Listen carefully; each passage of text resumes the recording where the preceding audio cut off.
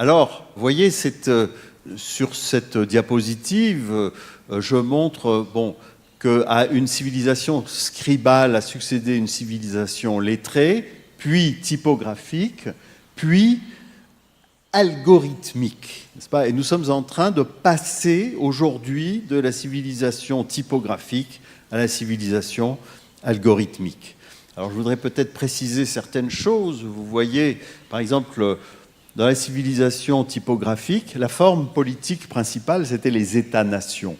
Parce qu'il n'y avait pas d'États-nations, il y avait des empires multinationaux avant l'imprimerie. L'État-nation, c'est quelque chose qui se construit sur une langue nationale qui, généralement, s'appuie sur l'imprimerie. C'est la naissance de l'économie industrielle et le début des sciences naturelles.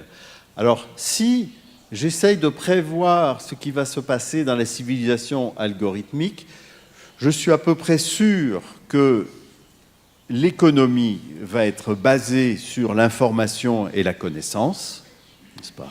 Et je suis aussi presque sûr que la prochaine révolution scientifique sera une révolution non pas dans les sciences de la nature, parce que ça c'est une révolution qui a déjà eu lieu et dont nous recevons aujourd'hui tous les bénéfices, mais la future révolution scientifique, ce sera celle des sciences humaines, parce que nous aurons une quantité incroyable de données sur l'activité humaine, puisque maintenant quasiment tout le monde est branché sur Internet, et que nous aurons en plus une immense puissance de calcul pour traiter toutes ces données, et donc nous allons faire d'énormes progrès en sciences humaines, c'est-à-dire en sociologie, en psychologie sociale, en économie, en linguistique, etc., parce que nous pourrons observer et traiter toutes les données concernant les interactions des êtres humains entre